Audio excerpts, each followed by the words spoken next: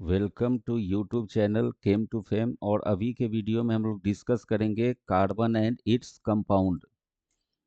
तो ये चैप्टर जो है वो क्लास 10th बोर्ड का है और ये चैप्टर से इम्पोर्टेंट क्वेश्चन भी पूछा जाता है। तो सारे कंसेप्ट को कंप्लीट चैप्टर को हम लोग एक वीडियो वन शॉट में डिस्कस करेंगे। और ये जो वीडियो होगा वो काफ़ी इलस्ट्रेटिव होगा, एक्सप्लेनेटरी होगा और हर एक बेसिक पॉइंट पे काम किया हुआ है, अच्छे ढंग से समझाया हुआ है। इसमें जो फर्स्ट हेडिंग है that is the bonding in carbon. Carbon में जो कार्बन कंपाउंड का जो बॉन्ड होगा उसका नेचर होता है कोवेलेंट। जैसे अगर हम एग्जांपल ले लें CH4, तो CH4 में जो बॉन्ड का नेचर है वो हो गया हमारा कोवेलेंट। कोवेलेंट मतलब क्या हुआ कि ये जो बॉन्ड बना है that is by sharing of electron. Sharing of electron. और ये जो कोवेलेंट बॉन्ड बनता है ये जनरली दो एटम ऐसा होना चाहिए जो नॉन मेटल हो, non metal plus non metal atom. ये नॉन मेटल जो है वो इलेक्ट्रोनिगेटिव होगा और दो इलेक्ट्रोनिगेटिव एटम के बीच में जो बॉन्ड बनता है that is called as covalent bond. उसे हम लोग बोलेंगे कोवेलेंट बॉन्ड। कार्बन जो है वो अपने कंपाउंड में mostly hydrogen, oxygen, nitrogen, sulphur, ये सब नॉन मेटल के साथ कनेक्टेड होता है। तो नॉन मेटल का जो नेचर होगा वो होगा हमारा कैसा, कोवेलेंट। इसलिए कार्बन का जो कंपाउंड है उसमें बॉन्ड का नेचर होता है कोवेलेंट। और कोवेलेंट होने का रीजन यहाँ पे बताया गया। अब ये कार्बन कंपाउंड जो है वो आयनिक बॉन्ड का फॉर्मेशन नहीं करता है। आयनिक बॉन्ड का मतलब क्या हो गया कि जैसे अगर हम ले ले सोडियम और क्लोरीन, तो सोडियम जो है वो Na+ में कन्वर्ट होगा एक इलेक्ट्रॉन को डोनेट करके, और क्लोरीन एक इलेक्ट्रॉन एक्सेप्ट करके बनाएगा Cl-।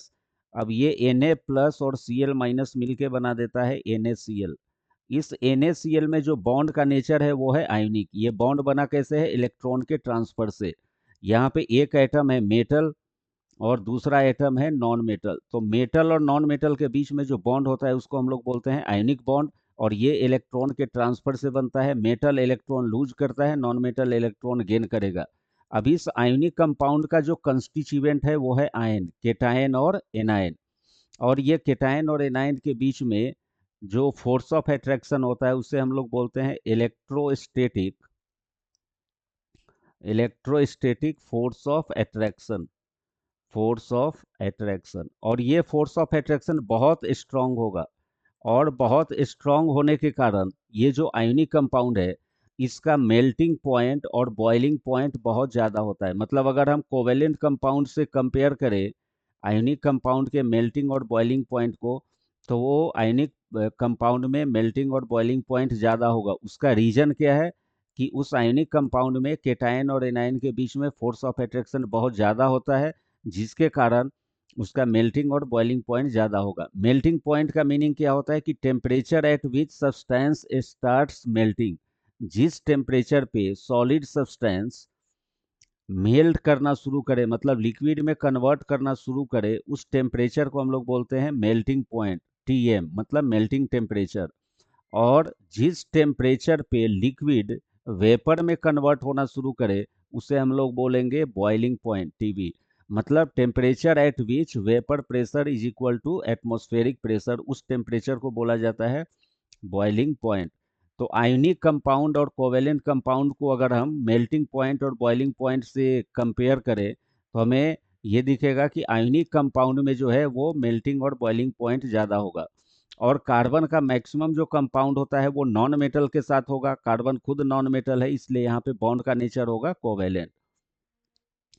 नेक्स्ट है कि ionic compounds can conduct electricity in solution और मोल्टेन स्टेट।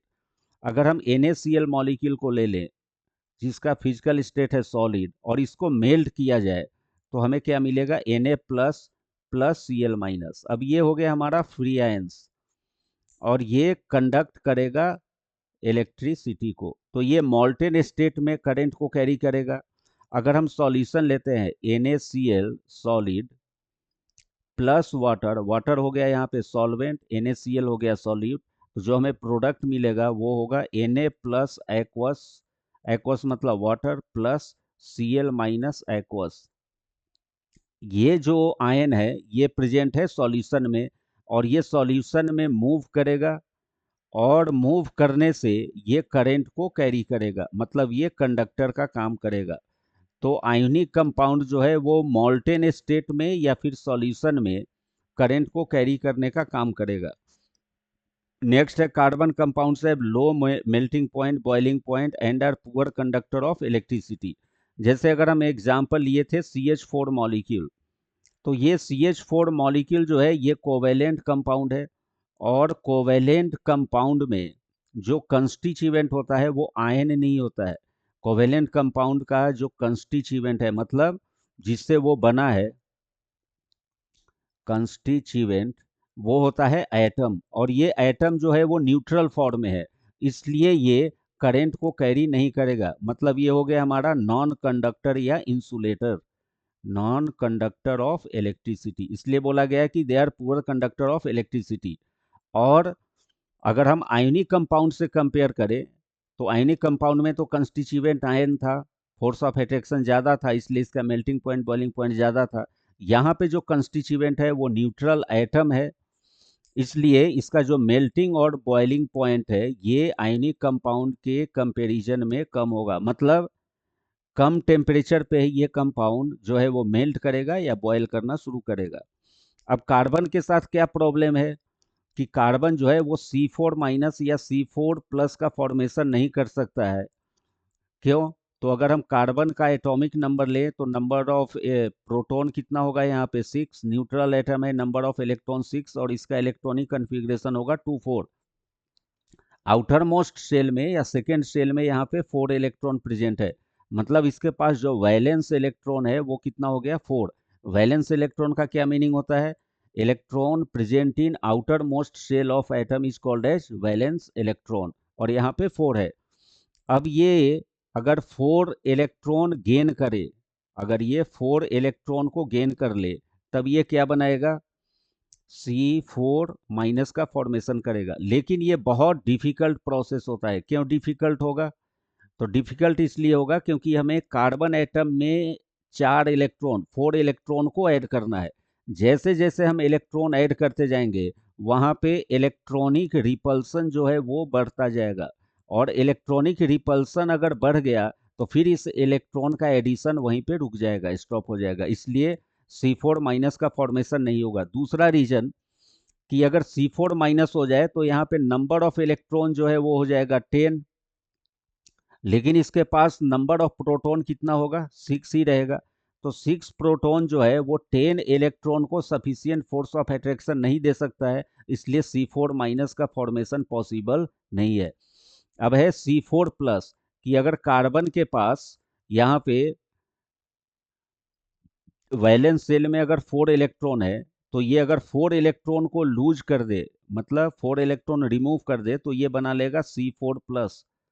और ये 4 इलेक्ट्रॉन को रिलीज कराने के लिए, रिमूव कराने के लिए हमें बहुत हाई एनर्जी देना पड़ेगा। हाई एनर्जी देंगे तो C4 प्लस जो बनेगा वो हो जाएगा हमारा हाईली अनस्टेबल, और ये कंपाउंड इतना ज़्यादा अनस्टेबल होगा कि इसका फॉर्मेशन पॉसिबल नहीं है, इसलिए कार्बन केटायन या एनायन का फॉर्मेशन नहीं कर पाएगा। क्यों? क्योंकि दोनों में प्रॉब्लम है। अगर ये C4 माइनस का फॉर्मेशन किया, रिपल्सन बहुत ज़्यादा होगा, इसलिए C4 माइनस नहीं बनेगा। C4 प्लस का भी फॉर्मेशन पॉसिबल नहीं है। क्यों? क्योंकि 4 इलेक्ट्रॉन को रिमूव कराने के लिए बहुत ज़्यादा एनर्जी देना होगा, जिसके कारण C4 प्लस जो है वो हाईली अनस्टेबल होगा, इसलिए carbon C4 minus C4 plus का फॉर्मेशन नहीं करेगा। मतलब केटायन एनायन का अगर फॉर्मेशन नहीं करे तो कार्बन जो है वो आयनिक कंपाउंड का फॉर्मेशन नहीं करेगा। तो इसके पास एक ही ऑप्शन बचा है, कौन सा? कि वो कोवेलेंट कंपाउंड का फॉर्मेशन करेगा। और हम लोग देखेंगे कि कार्बन का जितना कंपाउंड है उसमें बॉन्ड का नेचर कैसा है? कोवेलेंट। उसके बाद है एग्जाम्पल ऑफ कोवेलेंट कंपाउंड। अब यहाँ पे जो कोवेलेंट कंपाउंड का एग्जाम्पल हम लोग लिए, वहाँ पे सिंगल, डबल और ट्रिपल बॉन्ड का फॉर्मेशन होता हुआ दिख रहा है।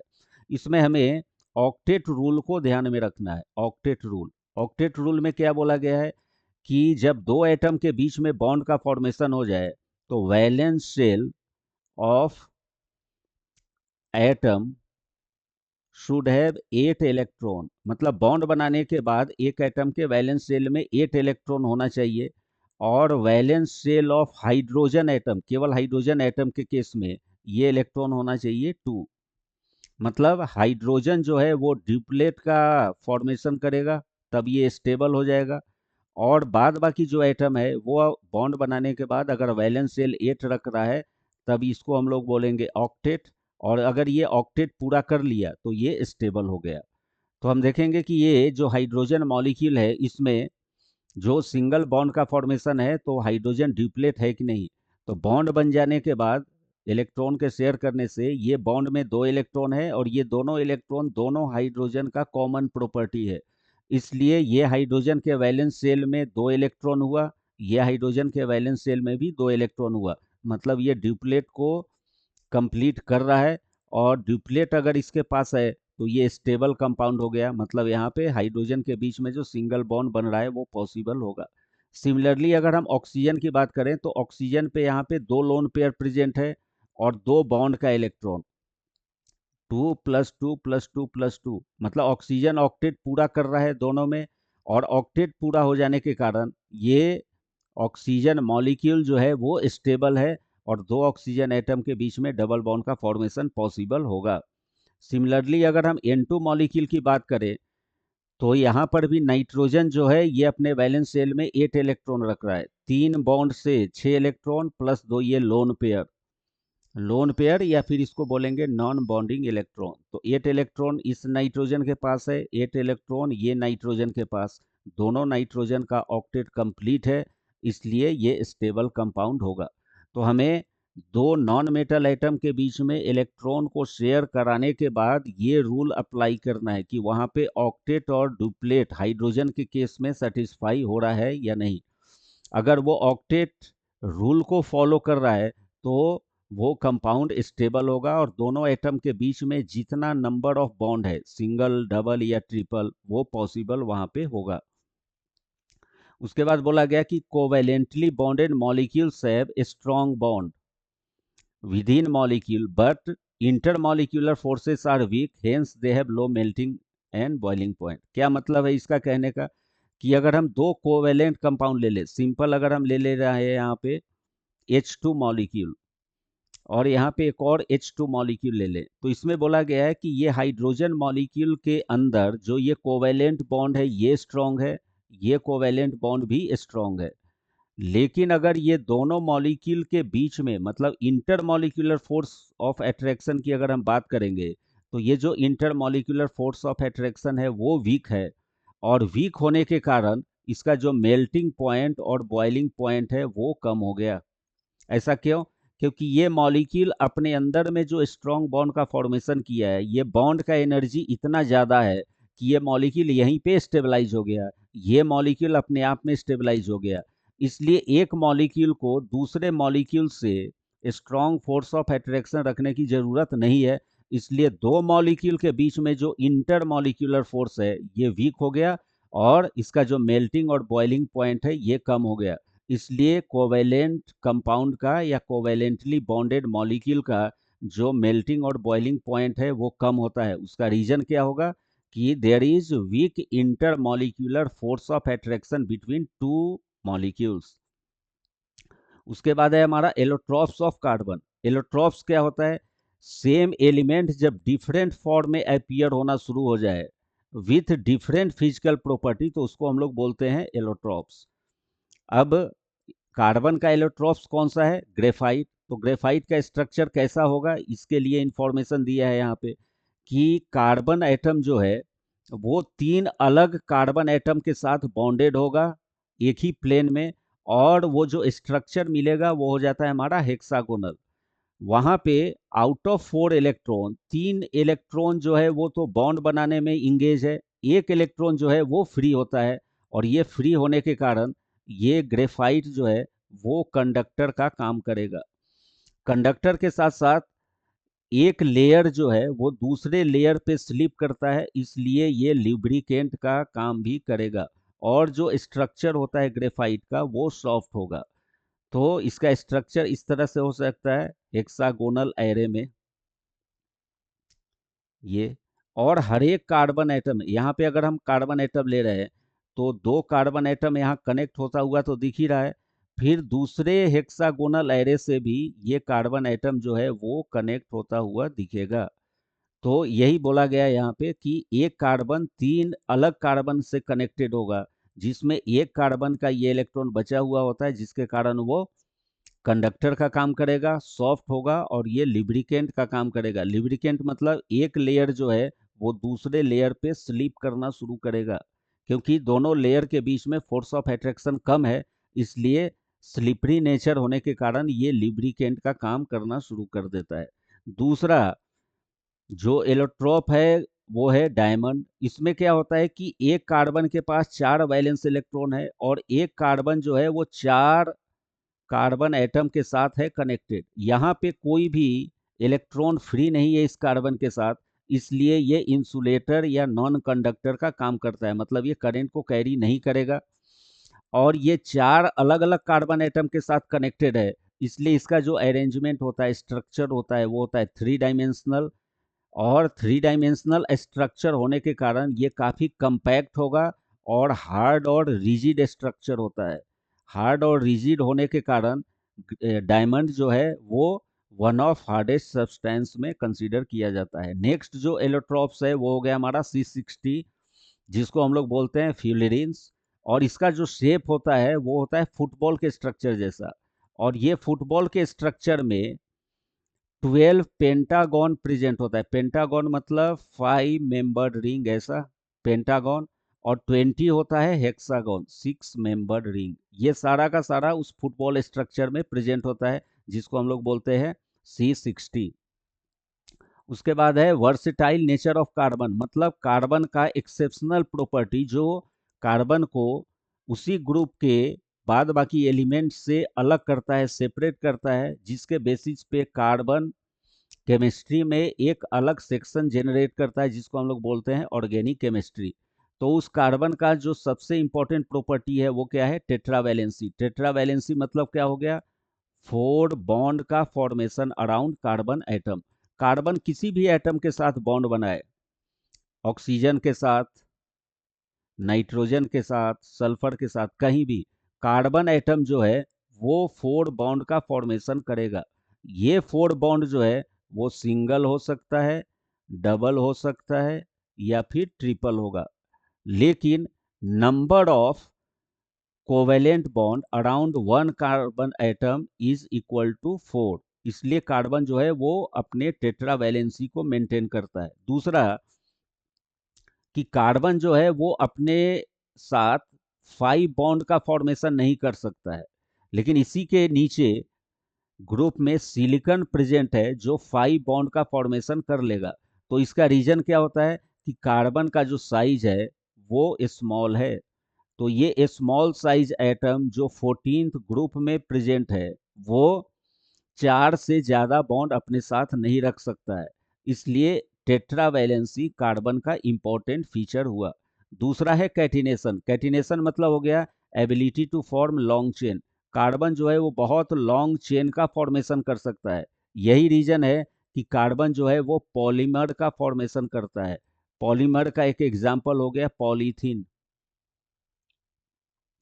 पॉलीथीन, और इसका रीजन क्या है कि कार्बन कार्बन बॉन्ड एनर्जी जो है वो बहुत ज्यादा होता है, मतलब carbon carbon bond strength is very high, bond strength very high. और हम बोल सकते हैं कि कार्बन कार्बन बॉन्ड एनर्जी जो है वो ज्यादा से ज्यादा स्टेबल है। तो ये बहुत स्ट्रांग बॉन्ड होने के कारण एक carbon atom in number of carbon atom के साथ कनेक्ट होकर के और बहुत लॉन्ग चेन का फॉर्मेशन कर सकता है। तो मेन रीजन कैटिनेशन के लिए क्या हो गया? Higher bond energy of carbon carbon bond. उसके बाद है मल्टीपल बॉन्ड बनाने का एबिलिटी। अगर हम 14th ग्रुप एलिमेंट की बात करें तो इसमें कौन कौन सा आएगा? कार्बन, सिलिकॉन, जर्मेनियम, ऐसा। तो हम देखते हैं कि कार्बन कार्बन के बीच में सिंगल बॉन्ड हो जाएगा, कार्बन कार्बन डबल बॉन्ड भी बनाता है, कार्बन कार्बन ट्रिपल बॉन्ड भी बनाता है। लेकिन अगर हम सिलिकॉन को ले लें तो दो सिलिकॉन के बीच में डबल बॉन्ड, दो सिलिकॉन के बीच में ट्रिपल बॉन्ड, ये पॉसिबल नहीं होगा। इसका रीजन क्या है? कार्बन का स्मॉलर साइज। स्मॉल साइज होने के कारण ये मल्टीपल बॉन्ड का फॉर्मेशन कर सकता है। मल्टीपल बॉन्ड मतलब मोर देन वन बॉन्ड, जिसमें हम लोग जनरली डबल और ट्रिपल बॉन्ड को काउंट करते हैं मल्टीपल बॉन्ड में। तो कार्बन जो है वो मल्टीपल बॉन्ड का फॉर्मेशन कर लेगा, लेकिन उसी ग्रुप का जो बाद बाकी एलिमेंट है सिलिकॉन, जर्मेनियम, टीन, लेड, ये सब मल्टीपल बॉन्ड का फॉर्मेशन नहीं करेगा। तो इंपॉर्टेंट रिजल्ट इसमें क्या ध्यान में रखना है कि जिस एटम का साइज स्मॉल हो वो मल्टीपल बॉन्ड का फॉर्मेशन कर सकता है, जिस एटम का साइज लार्ज हो वो मल्टीपल बॉन्ड का फॉर्मेशन नहीं कर सकता है। इसलिए यहाँ पे रिलेशन दिया है कि tendency to form multiple bond is inversely proportional to size of atom. उसके बाद है saturated and unsaturated compound. Saturated compound का मतलब क्या होता है? सेचुरेटेड कंपाउंड मतलब हो गया कि मॉलिक्यूल में केवल सिंगल बॉन्ड प्रेजेंट हो, ओनली सिंगल बॉन्ड ओनली। और केवल सिंगल बॉन्ड अगर प्रेजेंट होगा तो वहां पे नंबर ऑफ हाइड्रोजन एटम जो है वो ज्यादा होगा। तो सेचुरेटेड हाइड्रोकार्बन का मीनिंग क्या हुआ? Compound made up of carbon and hydrogen is called as hydrocarbon. और उस कंपाउंड में केवल सिंगल बॉन्ड प्रेजेंट होगा। सिंगल बॉन्ड प्रेजेंट होगा तो ऑब्वियस है कि नंबर ऑफ हाइड्रोजन एटम ज्यादा होगा। तो ऐसा भी बोल सकते हैं hydrocarbon with maximum number of hydrogen atom is called as saturated hydrocarbon, जिसका एग्जांपल है ये इथेन। और जितना अल्केन मॉलिक्यूल है, मीथेन, इथेन, प्रोपेन, ब्यूटेन, ये सब हो जाएगा हमारा saturated hydrocarbon. All alkanes are saturated hydrocarbon. तो सेचुरेटेड हाइड्रोकार्बन को हम दो टर्म में डिफाइन कर सकते हैं। पहला कि मॉलिक्यूल में केवल सिंगल बॉन्ड होना चाहिए और नंबर ऑफ हाइड्रोजन एटम ज्यादा हो। जो अल्कीन और अल्काइन है ये हो जाता है हमारा अनसेचुरेटेड हाइड्रोकार्बन। अनसेचुरेटेड का मतलब क्या हुआ कि मॉलिक्यूल में डबल और ट्रिपल बॉन्ड प्रेजेंट हो। डबल बॉन्ड प्रेजेंट है तो ये हो गया हमारा अल्कीन, जिसका एग्जाम्पल लिखा हुआ है इथीन C2H4। और ट्रिपल बॉन्ड अगर प्रेजेंट हो तो उसको बोलेंगे अल्काइन, जिसका ये एग्जाम्पल हुआ इथाइन।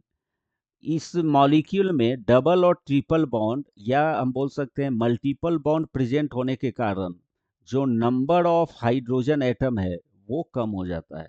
तो ऐसा हाइड्रोकार्बन जिसमें डबल या ट्रिपल बॉन्ड प्रेजेंट होने के कारण नंबर ऑफ हाइड्रोजन एटम कम हो जाए, that is called as unsaturated hydrocarbon. और अनसेचुरेटेड हाइड्रोकार्बन का एग्जाम्पल हो गया अल्कीन एंड अल्काइन। उसके बाद जो है ये देखना है हमें कि जो हाइड्रोकार्बन है वो अपने आप को तीन फॉर्म में रख सकता है, चेन, ब्रांच, रिंग। तो चेन के फॉर्म में रख रहा है उसका क्या मतलब हुआ? यहाँ पे एक लॉन्ग चेन का फॉर्मेशन होगा, सीसी बॉन्ड। और ये लॉन्ग चेन में दो ही टर्मिनल होता है यहाँ पे, मतलब कोई दो ग्रुप आकर के ये दोनों पॉइंट पे कनेक्ट हो सकता है।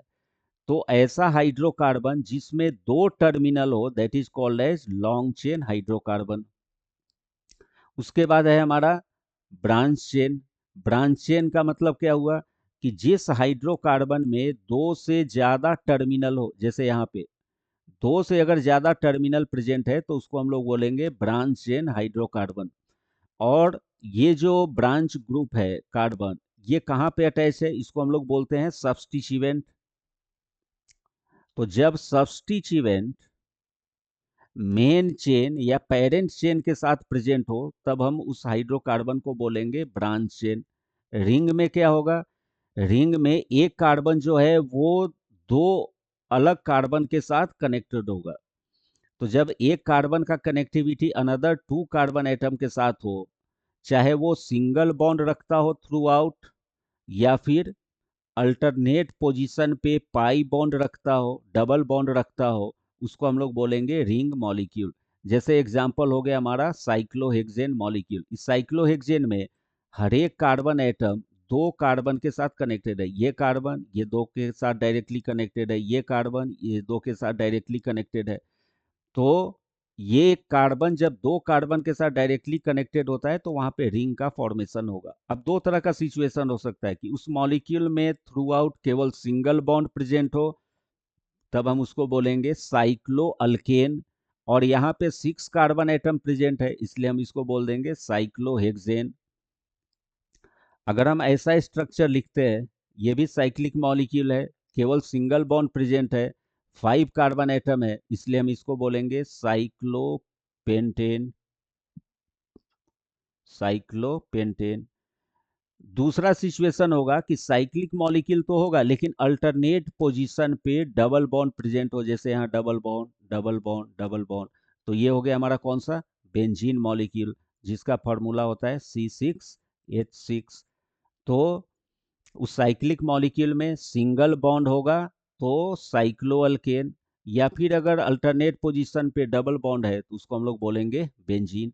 उसके बाद एक इंपॉर्टेंट कंसेप्ट है कि होमोलोगस सीरीज है क्या।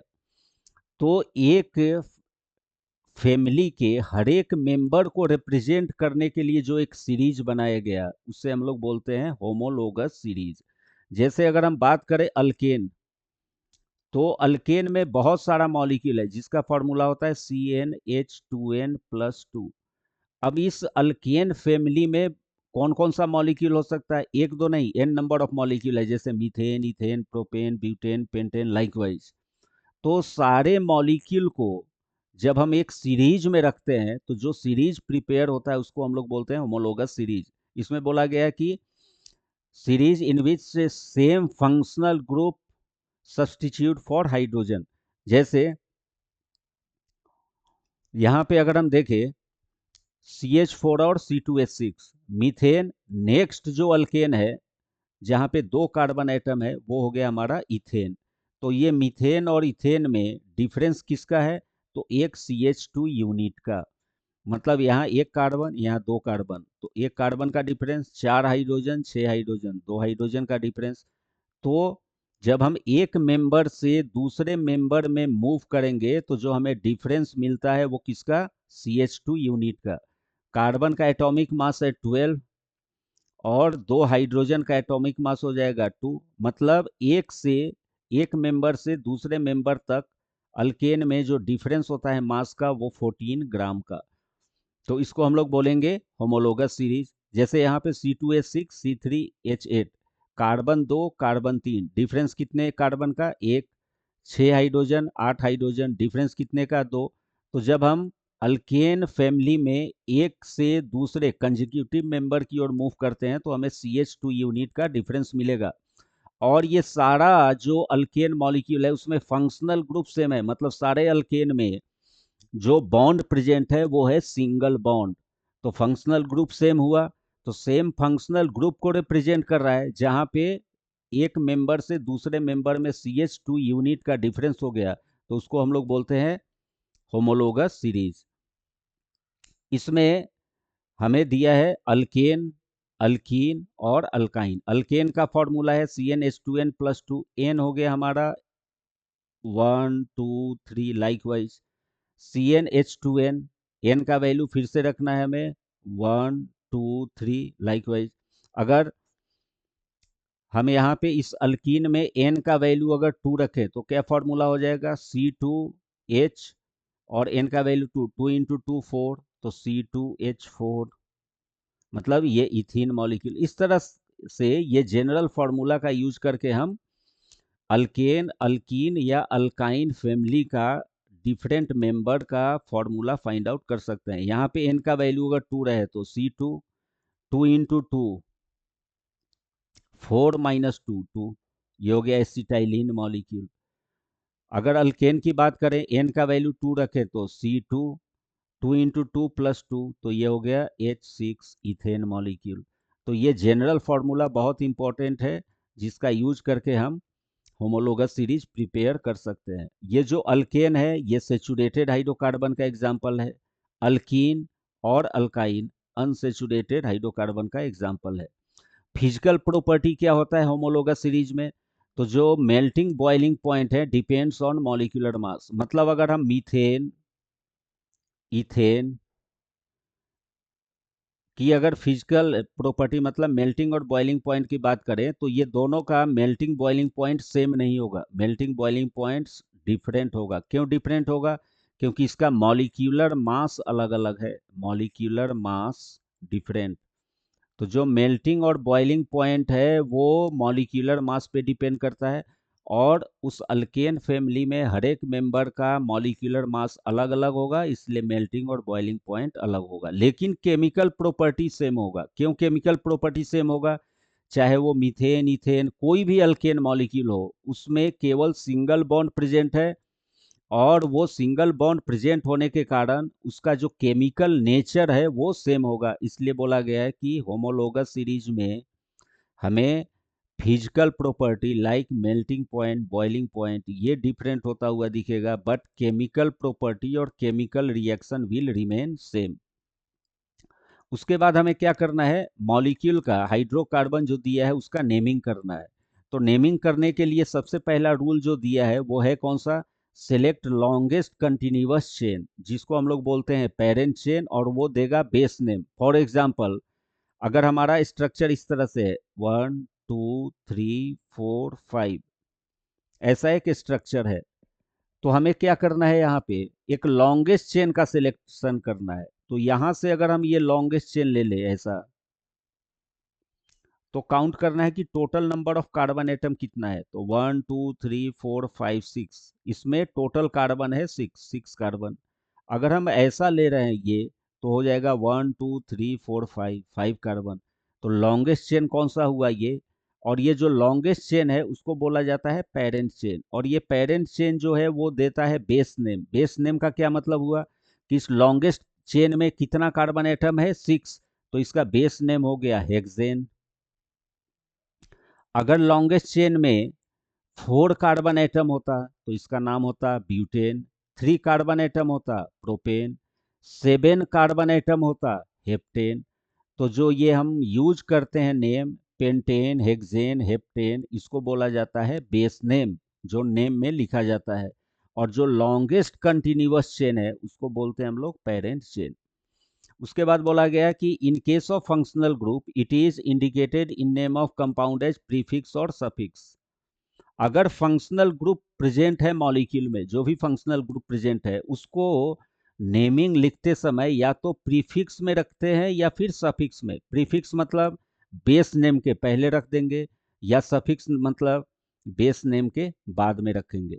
अब कुछ एग्जाम्पल दिया है एनसीईआरटी बुक में, कंपाउंड, प्रीफिक्स, सफिक्स और एग्जाम्पल। जैसे अगर हम हेलो अल्केन की बात करें, हेलो मतलब होता है हेलोजन, और ये हेलोजन हो सकता है chlorine, bromine, iodine, fluorine likewise. तो जब हेलोजन प्रेजेंट हो तो उसको हमें यूज करना है कैसा? प्रीफिक्स, मतलब बेस नेम के पहले। जैसे अगर क्लोरीन है तो क्लोरो, ब्रोमीन के लिए ब्रोमो। एग्जाम्पल दिया है CH3, CH2, CH2, Cl। यहाँ पे टोटल कार्बन कितना हुआ? 3। तो ये अल्केन कौन सा हो गया? प्रोपेन। उसके साथ फंक्शनल ग्रुप है कौन सा? क्लोरीन। ये क्लोरीन कैसा है? Hello alkane.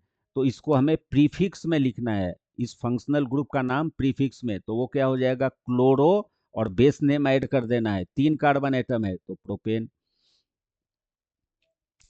उसके बाद है अल्कोहल, फंक्शनल ग्रुप। और ये जो फंक्शनल ग्रुप होता है इसका जो नेम हम यूज करते हैं वो सफिक्स में, मतलब बेस नेम के बाद में। जैसे ये कंपाउंड में टोटल कार्बन एटम कितना हुआ? 3।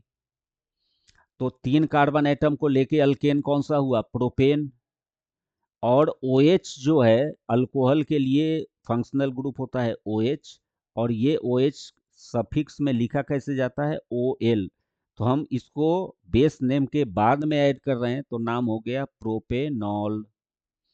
एल्डिहाइड, एल्डिहाइड जो है वो भी सफिक्स में यूज होता है, जिसका नेम हम पढ़ते हैं कैसे? अल। जैसे फंक्शनल ग्रुप कौन सा हो गया? C double bond OH। यहाँ पे 3 कार्बन एटम है, 3 कार्बन एटम को लेकर के जो अल्केन हुआ वो प्रोपेन, और इसमें सफिक्स ऐड कर देना है अल, तो नाम हो गया प्रोपेनल। अल लगा हो मतलब ये एल्डिहाइड हो गया। Ketone, C double bond O, यहाँ भी कार्बन कार्बन, ये भी सफिक्स की तरह यूज होता है, जिसमें सफिक्स का नेम हम ऐड कैसे करेंगे? 1ONE। ये 3 कार्बन एटम है अल्केन, प्रोपेन। अब हमें क्या करना है? प्रोपेन का ई हटा करके और सफिक्स नाम के लास्ट में ऐड कर देना है, तो ये हो जाएगा प्रोपेनॉन। ONE हो गया suffix. Carboxylic acid, carboxylic acid का फंक्शनल ग्रुप का स्ट्रक्चर COOH, ये भी सफिक्स की तरह यूज होता है। और सफिक्स में जो हम लोग नेम यूज करते हैं वो हो जाता है हमारा कौन सा, ओइक एसिड।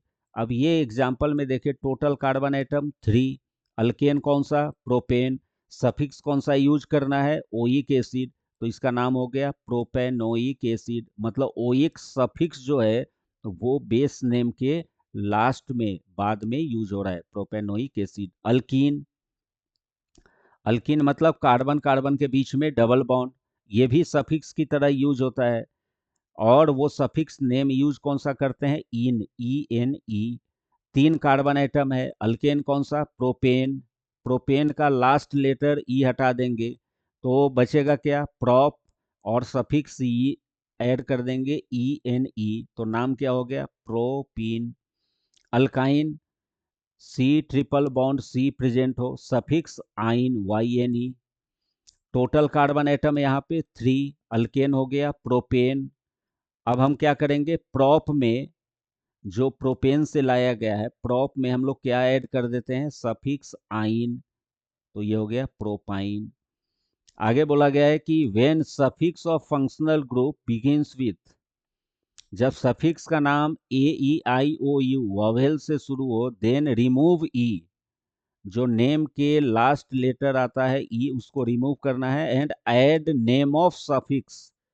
जैसे अगर 3 कार्बन एटम का चेन हो कीटोन का, तो उसको हम लिखेंगे कैसे, तो प्रोपेन में से ई हटा दिए तो बचा क्या, प्रोपेन, और ई हटा के ONE ऐड कर देना है तो हो गया प्रोपेनॉन।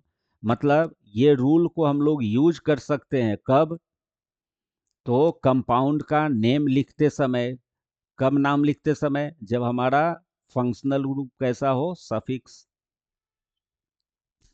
उसके बाद है कि if carbon chain is unsaturated then ane, unsaturated मतलब उसमें डबल या ट्रिपल बॉन्ड प्रेजेंट हो, तब क्या होगा, ane in chain is substituted by ENE और आइन। मतलब जो हमें अल्केन हो मिल सकता था बेस नेम से, वो उस अल्केन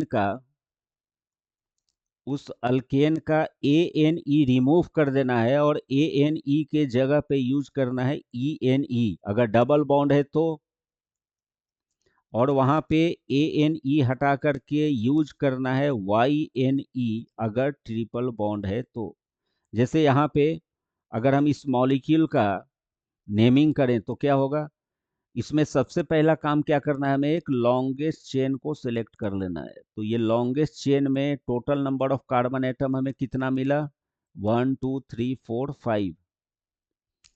अब लॉन्गेस्ट चेन सिलेक्ट करने के बाद मेन चेन या पेरेंट चेन के साथ जो ग्रुप अटैच है उसको हम लोग बोलेंगे सब्स्टिट्यूएंट। एक सब्स्टिट्यूएंट ये हुआ, ये एक सब्स्टिट्यूएंट है, यहाँ पे एक सब्स्टिट्यूएंट है। अब इस सब्स्टिट्यूएंट का नेमिंग करते हैं हम लोग। नेमिंग कैसे करेंगे, अगर हम राइट टू लेफ्ट जा रहे हैं, राइट टू लेफ्ट, तो नंबरिंग कहाँ कहाँ पे मिलेगा, 1 2 3 4 5।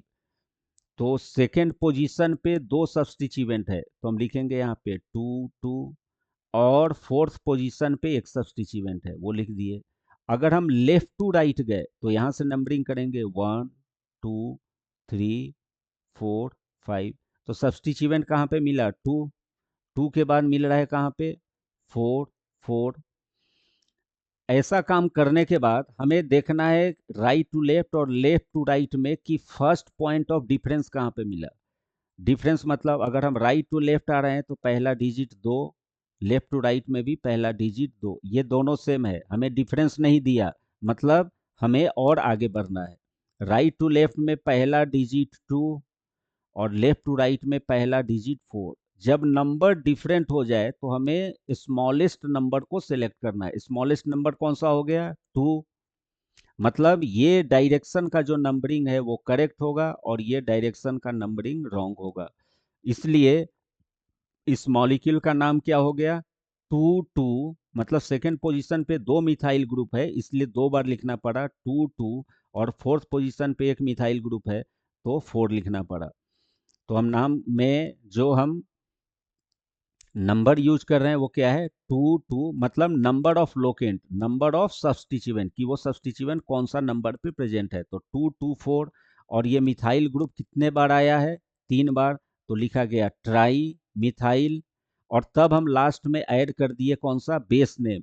बेस नेम मतलब पेरेंट चेन में टोटल कार्बन कितना है, 5, तो बेस नेम कौन सा हो गया, पेंटेन। मतलब इस मॉलिक्यूल का आईयूपीएसी नेम क्या हो गया, 2 2 4 ट्राई मिथाइल पेंटेन। ये रूल बहुत इंपॉर्टेंट है, अगर ये रूल हम लोग करेक्टली फॉलो नहीं करें तो नेमिंग रॉन्ग होगा। और ये जो रूल बताया है ये सिंपलेस्ट है, हमें दोनों तरफ से नंबरिंग करके, है ना, फर्स्ट पॉइंट ऑफ डिफरेंस को फाइंड आउट करना है। फर्स्ट पॉइंट ऑफ डिफरेंस मतलब आपको दोनों डायरेक्शन में चलना है, और जहां पे डिफरेंस मिल गया उस डिफरेंस में लोअर वैल्यू वाले डायरेक्शन को सिलेक्ट करना है, हायर वैल्यू वाले डायरेक्शन को रिजेक्ट कर देना है। उसके बाद ये मॉलिक्यूल का नेमिंग करना है हमें। तो क्या करेंगे, अगर हम इसमें नंबरिंग करें तो क्या होगा, इसमें प्राइ देखना है कि इसमें किस टाइप का बॉन्ड है, तो सिंगल के साथ साथ डबल बॉन्ड भी है प्रेजेंट। तो हमें हमेशा प्रायोरिटी देना है डबल बॉन्ड को, कि double bond should get lower number. अगर हम राइट टू लेफ्ट नंबरिंग करें 1 2 3 4, तो डबल बॉन्ड को कौन सा नंबर मिला, 1। अगर हम यहीं लेफ्ट टू राइट जाते 1 2 3 4, तो इसको कौन सा नंबर मिलता, डबल बॉन्ड को 3। तो लोअर वैल्यू कौन सा हुआ, 1, इसलिए ये डायरेक्शन करेक्ट होगा। फर्स्ट पोजीशन वाला जो डबल बॉन्ड है उस डायरेक्शन को करेक्ट मानना है। अब ये जो सब्स्टिट्यूएंट है जो मेन चेन के साथ प्रेजेंट है वो कौन सा पोजीशन पे आया, राइट टू लेफ्ट में थर्ड पोजीशन पे, इसलिए लिखा है क्या, 3 3 डाई मिथाइल। फर्स्ट पोजीशन पे कौन सा है, डबल बॉन्ड, और ये डबल बॉन्ड लॉन्गेस्ट चेन कौन सा है प्रेजेंट, 4 कार्बन एटम का लॉन्गेस्ट चेन है, मतलब ब्यूटेन है। तो इस डबल बॉन्ड का पोजीशन लिख दिया गया 1। और पेरेंट चेन में टोटल कार्बन एटम कितना, 4। तो अल्केन कौन सा होगा, ब्यूटेन। लेकिन हमें ए एन ई को रिमूव करके और ई एन ई ऐड कर देना है, तो नाम क्या हो गया, ब्यूट इन। ये हो गया यूपीएससी नेम इसका। फिर हमें ये हाइड्रोकार्बन में भी नंबरिंग करना है, सिंगल और ट्रिपल बॉन्ड है, लोअर नंबर किसको देना है, हायर प्रायोरिटी किसको देना है, ट्रिपल बॉन्ड को, इसलिए नंबरिंग यहां से करेंगे 1 2 3 4। अगर हम लेफ्ट टू राइट करते हैं तो 1 2 3 4, तो लोअर नंबर ट्रिपल बॉन्ड को कहां पे मिला, राइट टू लेफ्ट, ये डायरेक्शन सही है। अब ये जो सब्स्टिट्यूएंट है वो राइट टू लेफ्ट में कौन सा पोजीशन पे है, थर्ड पोजीशन पे, इसलिए क्या लिखा गया, 3 मिथाइल।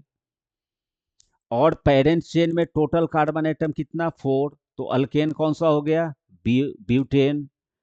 ब्यूटेन का ए एन ई हटा देना है और वाइन, वाई एन ई को ऐड करना है, तो यहाँ पे वाई एन ई ऐड हो गया। और ये वाई एन ई मतलब अल्काइन का ट्रिपल बॉन्ड का पोजीशन कौन सा है, 1, इसलिए लिख दिया गया 1 आइन।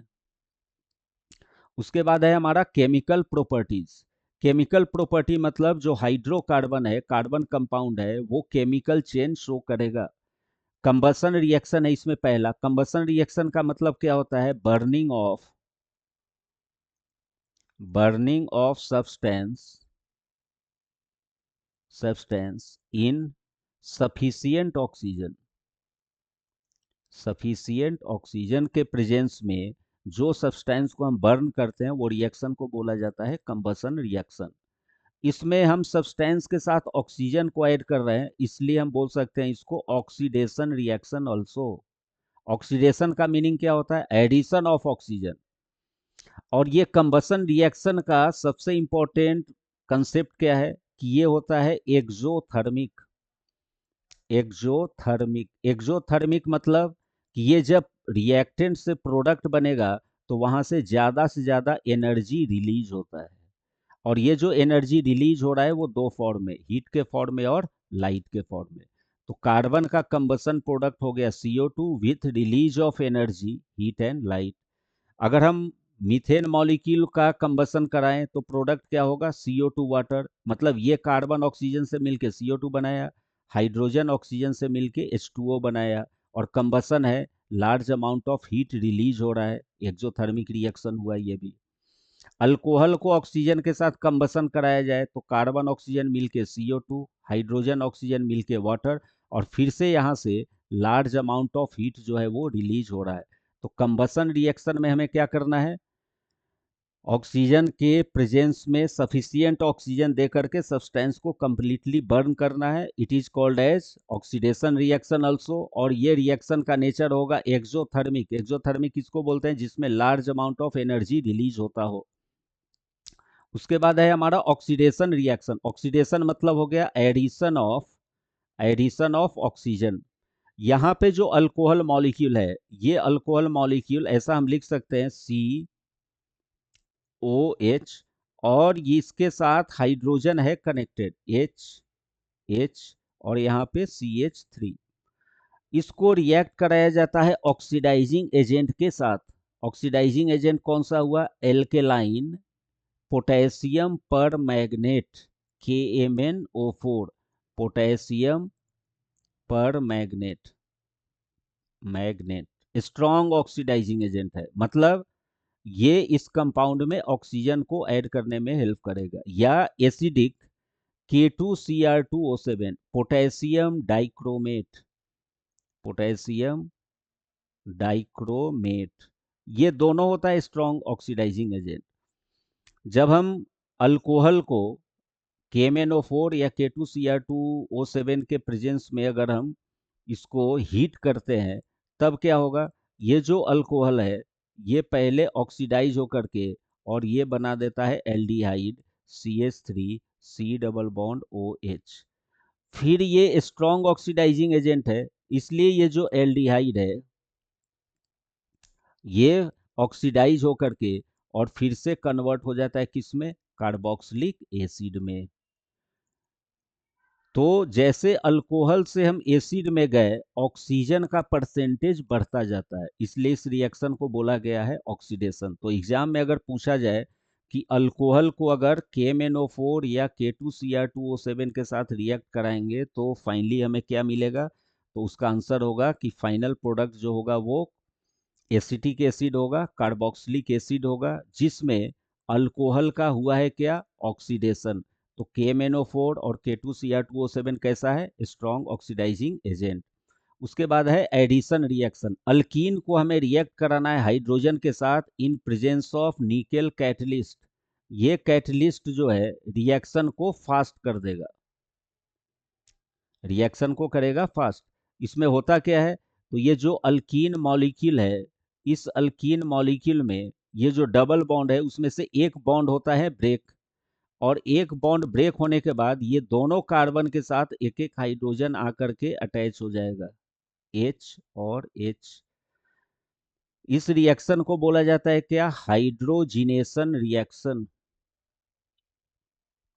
हाइड्रोजिनेशन का मतलब क्या हुआ कि when hydrogen is added to alkene in presence of nickel, then unsaturated hydrocarbon is converted into saturated hydrocarbon. ये हो गया हमारा saturated hydrocarbon. This reaction is called as addition reaction और सिंपली एज हाइड्रोजिनेशन रिएक्शन। फिर से हम बोल रहे हैं, when hydrogen is added to alkene in presence of catalyst nickel, then unsaturated hydrocarbon that is alkene is converted into saturated hydrocarbon alkane is called as addition reaction और hydrogenation reaction। उसके बाद है सब्स्टिट्यूशन रिएक्शन। सब्स्टिट्यूशन रिएक्शन को कैसे define करेंगे, तो यहाँ पे रिएक्टेंट साइड में दो मॉलिक्यूल है, मीथेन और क्लोरीन। मीथेन हो गया मेन मॉलिक्यूल, और इस मेन मॉलिक्यूल जिसमें चेंज लाया जाए that is called as substrate, और Cl2 हो गया हमारा रिएजेंट। रिएजेंट ऐसा केमिकल सब्सटेंस होता है जो मेन मॉलिक्यूल में चेंज लाए, तो ये हो गया रिएजेंट। और इसको रिएक्ट कराया जाता है दोनों सब्सटेंस को सनलाइट के प्रेजेंस में। तो होता क्या है कि ये जो CH4 मॉलिक्यूल है, CH4, वो रिएक्ट किया किसके साथ, क्लोरीन मॉलिक्यूल के साथ। तो यहां से होता क्या है कि एक हाइड्रोजन और एक क्लोरीन ये दोनों मिलके बना दिया HCl साइड प्रोडक्ट, और ये कार्बन के साथ ये क्लोरीन जो है वो आकर के अटैच हो गया। तो हमें मॉलिक्यूल नेक्स्ट कौन सा मिला, CH और ये कार्बन के साथ आ गया क्लोरीन। हुआ क्या है, तो ये क्लोरीन इस हाइड्रोजन को रिप्लेस करके उसके जगह आ गया। तो इस रिएक्शन को हम लोग क्या बोलते हैं, सब्स्टिट्यूशन रिएक्शन। तो methane reacts with chlorine in presence of sunlight to produce methyl chloride, to produce methyl chloride and HCl is called as substitution reaction। इसमें ओवरऑल चेंज क्या हुआ है, तो रिएजेंट का एक पार्ट मतलब एक एटम, सबस्ट्रेट के एक पार्ट मतलब एक एटम को रिप्लेस करके उसके जगह आ गया, इसलिए इस रिएक्शन को बोलते हैं हम लोग क्या, सब्स्टिट्यूशन रिएक्शन। नेक्स्ट है हमारा reaction of alcohol that is ethanol. इसमें जो सोडियम एटम है मेटल, उसको रिएक्ट कराया जा रहा है अल्कोहल के साथ। तो सोडियम का दो एटम लिया गया, इसमें एक एटम जो है वो सोडियम प्लस का फॉर्मेशन करेगा इलेक्ट्रॉन को रिलीज करके, क्योंकि मेटल का काम होता है इलेक्ट्रॉन को डोनेट करना। एक और एटम दिया है, ये भी सोडियम प्लस का फॉर्मेशन करेगा एक इलेक्ट्रॉन को निकाल करके।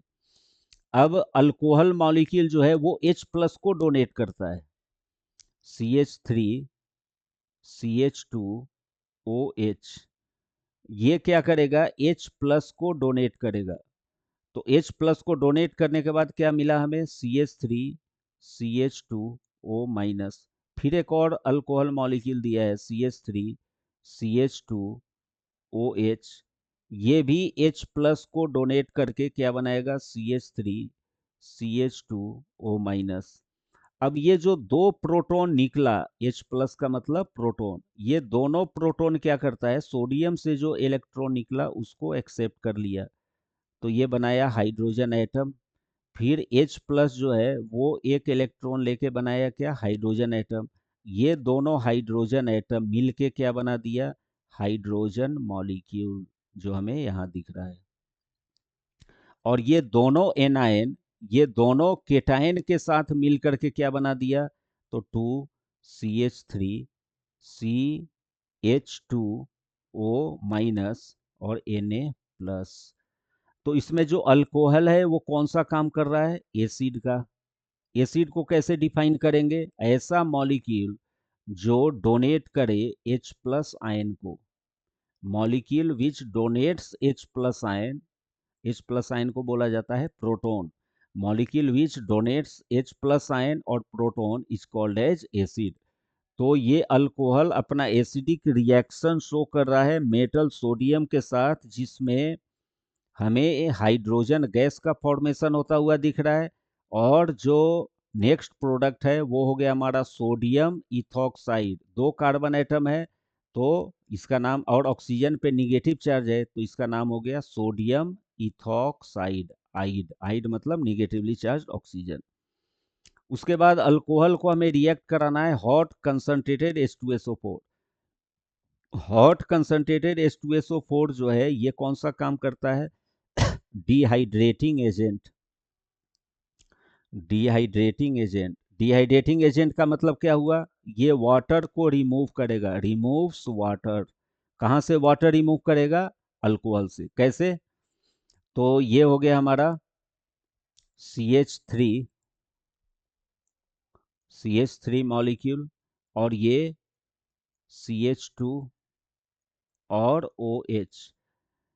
एक कार्बन से OH माइनस ग्रुप रिमूव होता है, एक कार्बन से H प्लस रिमूव होता है, और जब H प्लस रिमूव हो गया तो दोनों कार्बन के बीच में बन गया डबल बॉन्ड। तो हमें मॉलिक्यूल कौन सा मिला, CH2 डबल बॉन्ड CH2 मतलब अल्कीन, इथीन, और OH माइनस H प्लस लेके क्या बना दिया, वाटर। तो इस रिएक्शन को हम लोग क्या बोलते हैं, dehydration reaction. Dehydration reaction, dehydration मतलब होता है लॉस ऑफ वाटर। तो डिहाइड्रेशन रिएक्शन क्या है? When alcohol reacts with hot concentrated H2SO4 then we get alkene and water. This reaction is called as dehydration reaction where concentrated H2SO4 is dehydrating agent. मतलब ये H2SO4 जो है वो alcohol से water को remove करने में हेल्प करता है, और अल्कोहल से वाटर जब रिमूव हो जाएगा तो मेन मॉलिक्यूल कौन सा मिलता है हमें? अल्कीन। इसी रिएक्शन को बोला जाता है डिहाइड्रेशन रिएक्शन। उसके बाद एक इंपॉर्टेंट रिएक्शन है स्टेरिफिकेशन रिएक्शन। स्टेरिफिकेशन रिएक्शन को कैसे डिफाइन करेंगे? When acid react with alcohol in presence of acid H plus to give ester and water is called as esterification reaction. फिर से हम बोल रहे हैं when carboxylic acid react with alcohol in presence of H plus ion to produce ester and water is called as esterification reaction.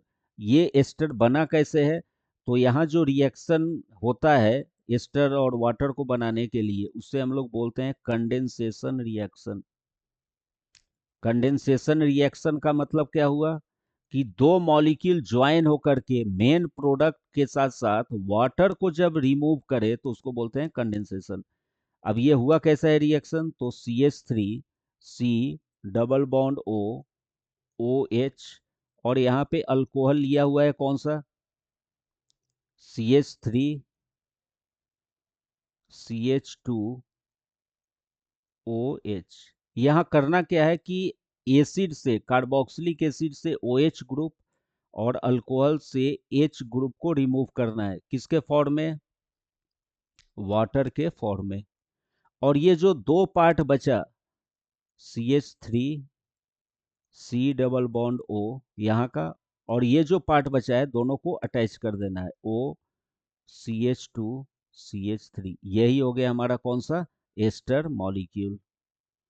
तो esterification reaction में हमें acid, carboxylic acid से OH ग्रुप को रिमूव करना है, अल्कोहल से H, OH H मिलके water बना देगा, और जो दो पार्ट बचा है उसको कनेक्ट करके हमें क्या कर देना है? एस्टर का फॉर्मेशन करना है।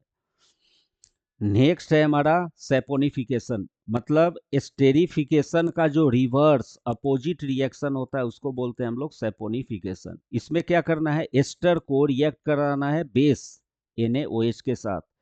तो हमें प्रोडक्ट क्या मिलता है? प्रोडक्ट मिलेगा एसिड और अल्कोहल। ये काम होता कैसा है? तो CH3 C double bond O O C2H5। यहाँ पे क्या करना है हमें? ये यहां से कार्बन ऑक्सीजन बॉन्ड को ब्रेक कर देना है, और कार्बन ऑक्सीजन बॉन्ड ब्रेक करने के बाद वाटर का जो OH पार्ट है उसको ये कार्बन के साथ अटैच कर देना है, और वाटर का हाइड्रोजन यहाँ पे अटैच करना है। तो अगर हम वाटर का हाइड्रोजन ये पार्ट के साथ अटैच किए तो हमें एक मॉलिक्यूल मिला कौन सा? C2H5OH अल्कोहल प्लस, यहाँ पे क्या लिख देना है? CH3 C double bond O, और इसके साथ OH ग्रुप अटैच कर देना है OH। ये हो गया कार्बोक्सिलिक एसिड। यहाँ पे बेस दिया हुआ है स्ट्रॉन्ग बेस। तो ये बेस जो है वो क्या करेगा? H प्लस को एक्सेप्ट कर लेगा। बेस किसको बोलते हैं? ऐसा सब्सटेंस जो H प्लस को एक्सेप्ट करे, दैट इज बेस। तो H प्लस को एक्सेप्ट करके ये क्या बना देगा? Water plus CH3 COO minus. ये H प्लस निकला तो ऑक्सीजन पे बनेगा निगेटिव चार्ज, और ये निगेटिव चार्ज यहाँ से Na प्लस ले लिया तो इसको क्या बोल देंगे? CH3COO Na। ये लेकिन इस सैपोनिफिकेशन रिएक्शन में हमें इसको डिफाइन कैसे करना है कि when ester reacts with strong base NaOH, then product alcohol and carboxylic acids are formed. This reaction is called as saponification reaction, और सोप इंडस्ट्री में इसका बहुत ज्यादा यूज होता है। उसके बाद हमें देखना है एसिड बेस रिएक्शन। एसिड को क्या होता है? ऐसा सब्सटेंस जो डोनेट करे क्या? H plus ion is called as acid, और बेस किसको बोलेंगे? Substance which donates OH minus ion is called as base. अब ये H प्लस और OH माइनस दोनों मिलके क्या बना दिया? वाटर। ये मॉलिक्यूल से जब H प्लस निकल गया तो बचा कौन सा निगेटिव पार्ट, तो CH3 COO माइनस, और यहां से जब OH माइनस निकला तो पॉजिटिव पार्ट कौन सा बचा, Na प्लस। यही हो गया हमारा CH3 COO माइनस Na, और इसको हम लोग क्या बोलेंगे, सॉल्ट। तो ये रिएक्शन है कैसा हमारा, acid base neutralization reaction. What is acid base neutralization reaction, तो हम बोलेंगे when acid react with base to form salt and water is called as neutralization reaction. When acid react with base to form salt and water is called as neutralization reaction. उसके बाद है carboxylic acid को react कराया जा रहा है किसके साथ, Na2CO3 के साथ। तो ये एसिड है तो ये क्या डोनेट कर देगा, H प्लस को रिमूव करेगा, तो बचेगा कौन सा पार्ट, CH3COO माइनस।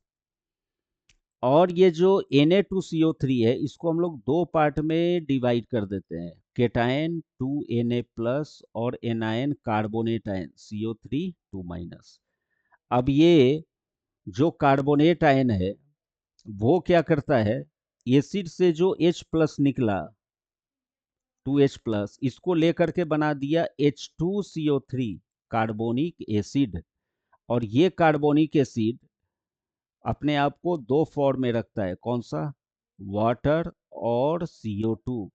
तो एक प्रोडक्ट हो गया वाटर, एक CO2, और जो निगेटिव पार्ट था एसिड का वो केटायन के साथ मिलकर क्या बना दिया, सॉल्ट CH3COONA।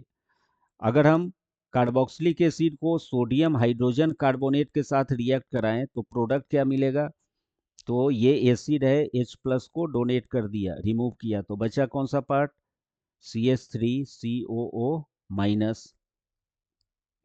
इसका भी दो पार्ट होगा, Na प्लस और HCO3 माइनस। ये Na प्लस और CH3CO माइनस ये दोनों मिलके क्या बना दिया, सॉल्ट, यहाँ पे CH3CO माइनस। अब ये जो HCO3 माइनस था, ये HCO3 माइनस बाई कार्बोनेट यहां से H प्लस को ले लिया तो बनाया क्या, H2CO3 कार्बोनिक एसिड। ये कार्बोनिक एसिड अपने आप को दो फॉर्म में रखता है, कौन सा, H2O और CO2, H2O और CO2। उसके बाद है हमारा सोप एंड डिटर्जेंट। ये बहुत इंपॉर्टेंट प्रोसेस है कार्बन कंपाउंड का, जिसका हम लोग यूज करते हैं क्लीनिंग पर्पस में। तो सोप में दो तरह का एंड होगा, एक होगा हाइड्रोफोबिक एंड। हाइड्रोफोबिक मतलब होता है वाटर रिपेलिंग, वाटर को ये दूर करेगा, वाटर वाटर रिपेलिंग पार्ट। और एक होता है हाइड्रोफिलिक मतलब वाटर अट्रैक्टिंग पार्ट, वाटर को ये अट्रैक्ट करेगा। मतलब सोप में दोनों पार्ट है, वाटर को रिपेल करने वाला, वाटर को अट्रैक्ट करने वाला। जो वाटर को रिपेल करता है वो हाइड्रोकार्बन पार्ट को अट्रैक्ट करता है, हाइड्रोकार्बन पार्ट को ये अट्रैक्ट करेगा। हाइड्रोकार्बन पार्ट मतलब क्या हो गया, नॉन पोलर पार्ट, जैसे ऑयल, अगर क्लॉथ में ऑयल लग जाए तो उसको ये अट्रैक्ट करेगा, और जो पोलर डर्ट है उसको ये अट्रैक्ट करेगा। तो जो क्लॉथ में डर्ट आया है, चाहे वो हाइड्रोकार्बन पार्ट से हो जैसे ऑयल फैट से आया हो, या फिर पोलर पार्ट से आया हो, उसको ये सोप जो है वो क्लीन कर देगा। इसमें सबसे पहला पॉइंट हमें ध्यान में क्या रखना है कि आयोनिक एंड, जो ये है ionic and in water and hydrocarbon part out of water. जब हम क्लॉथ को डिटर्जेंट के साथ एक साथ रखते हैं, डिटर्जेंट को हम लोग डिजॉल्व कर दिए वाटर में, और उसको तब हम क्लॉथ को अगर डाल दिए उसमें, तो क्या होगा कि ये जो आयोनिक पार्ट है, water attracting part, ionic and in water, ये वाटर की ओर रहता है, और जो नॉन पोलर हाइड्रोकार्बन पार्ट है वो वाटर से दूर हो जाता है। इस तरह से एक वाटर के अंदर रहेगा, एक वाटर से दूर रहेगा। अब आगे क्या बोला है कि इनसाइड वाटर, जो पार्ट वाटर में रहता है, inside water hydrocarbon portion out of water, मतलब यही अरेंजमेंट है, दोनों पॉइंट का मीनिंग लगभग सेम है कि एक पार्ट वाटर की ओर रहेगा और दूसरा पार्ट जो है वो वाटर से दूर रहेगा लार्जर डिस्टेंस पे। आगे क्या बोला है कि हाइड्रोफोबिक टेल, मतलब जो पार्ट हाइड्रोफोबिक है, वाटर रिपेलिंग है, या जो हाइड्रोकार्बन को अट्रैक्ट कर सकता है, are in interior of cluster, एक ऐसा क्लस्टर का फॉर्मेशन होगा, क्लस्टर इस तरह से। और जो ये हाइड्रोफोबिक पार्ट है, हाइड्रोकार्बन पार्ट है, वो क्लस्टर के अंदर होता है, और जो हाइड्रोफिलिक पार्ट है, जो वाटर अट्रैक्टिंग पार्ट है, वो क्लस्टर के बाहर होता है। यही पॉइंट यहाँ पे मेंशन किया हुआ है। Hydrophobic tails are in interior of cluster and ionic ends are on surface of cluster, जिसको हम लोग बोलते हैं मिसिल्स। ये जो स्ट्रक्चर है वो मिसिल्स का फॉर्मेशन है, कि हाइड्रोफोबिक पार्ट अंदर में है और हाइड्रोफिलिक पार्ट जो है वो सरफेस पे आ गया, मतलब मिसिल्स का फॉर्मेशन हो गया। Micelles are able to clean oily dirt. अब इसमें हो क्या रहा है कि जो हाइड्रोफोबिक पार्ट है वो क्लस्टर के अंदर है, इसलिए क्लॉथ में अगर जो डर्ट आया है, जो क्लॉथ को हमें क्लीन करना है, रिमूव करना है, उसमें अगर कुछ ऑयल या फैट रखा है तो वो इंटीरियर में है और उसको वो इजिली रिमूव कर सकता है। Micelles are able to clean oily dirt. ये ऑयली डर्ट को क्लीन करने में क्यों हेल्पफुल होता है ये क्लस्टर? क्योंकि जो हमारा हाइड्रोफोबिक पार्ट है वो इंटीरियर में प्रेजेंट है, चारों तरफ से इस तरह से। और ये जब चारों तरफ से इस डर्ट के साथ प्रेजेंट है, तो हर डायरेक्शन में इसका अटैक होगा ये डर्ट पे, ऑयली डर्ट पे। और यहाँ जो स्टेन लगा होता है ऑयल के कारण, जो हमारा कुछ डर्ट होता है, उसको वो रिमूव करने में हेल्प करेगा। उसके बाद है micelles stay in solution as colloid. Micelles जो है वो सॉल्यूशन में लॉन्गर पीरियड ऑफ टाइम तक प्रेजेंट होता है and will not come together to precipitate due to ion ion repulsion. ये जो मिसिल्स या क्लस्टर का फॉर्मेशन है, वो फॉर्मेशन इस तरह से है कि यहाँ पे सिमिलर चार्ज के बीच में जो रिपल्सन है वो घट जाए, और इस आयल के चारों तरफ इंटीरियर में हाइड्रोकार्बन पार्ट प्रेजेंट हो, इसके सरफेस पे वाटर अट्रैक्टिंग या हाइड्रोफिलिक पार्ट प्रेजेंट हो। तो दो फायदा हुआ है यहाँ से, कि रिपल्सन घट गया, इसलिए जो आयल है उसको ये क्लीन कर पाएगा। और सबसे मोस्ट इम्पॉर्टेंट प्रॉब्लम क्या होता है, सबसे बड़ा चैलेंज क्या होता है क्लॉथ को क्लीन करते समय, कि जो हाइड्रोकार्बन पार्ट होता है, जो आयल या फैट क्लॉथ में लग जाएगा, उसको रिमूव करना बहुत बड़ा चैलेंज होता है। तो उसको रिमूव करने के लिए ये हाइड्रोकार्बन पार्ट जो है वो क्लस्टर के अंदर में प्रेजेंट है, मतलब उस ऑयली डर्ट को स्ट्रांगली होल्ड करके रखता है। और स्ट्रांगली होल्ड करके रखा तो चारों तरफ से, इस क्लस्टर के चारों तरफ से ये हाइड्रोकार्बन पार्ट जो है वो उस डर्ट को बाइंड कर लेता है अपने साथ, और वहां से क्लॉथ से रिमूव कर लेता है। लास्ट में है कि measles cause scattering of light.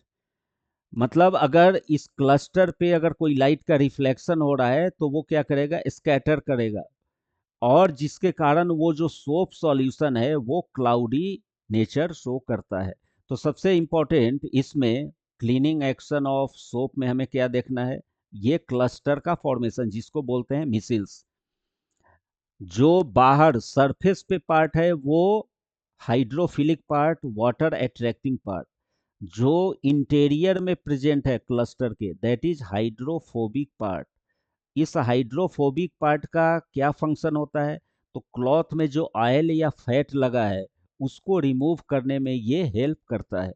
तो इस तरह से हम कार्बन एंड इट्स कंपाउंड का जितना भी बेसिक प्रॉपर्टी हो सकता है, preparation, general properties, chemical reaction, वो एनसीईआरटी बुक के अकॉर्डिंग हम लोग टू द पॉइंट डिस्कस कर दिए, फ्रॉम वेरी बेसिक्स। और स्टूडेंट अगर ये वीडियो को एक बार फ्रॉम बिगनिंग टू एंड अगर वॉच कर रहा है, तो सारे का सारा रिएक्शन, प्रोसेस, प्रॉपर्टीज वो क्लियरली समझ सकता है। और ये रिएक्शन, प्रॉपर्टीज, जनरल इंफॉर्मेशन अगर आपके ध्यान में है तो बोर्ड एग्जाम में इससे रिलेटेड जो कुछ भी क्वेश्चन होगा उसको आप करेक्टली एक्यूरेटली लिख सकते हैं और 100% स्कोर हो जाएगा आपका। तो इससे रिलेटेड अगर कोई डाउट है तो आप हमें कमेंट बॉक्स में पूछ सकते हैं, और नेक्स्ट वीडियो जो है वो हम नेक्स्ट चैप्टर पे प्रिपेयर करेंगे in one shot. Thank you.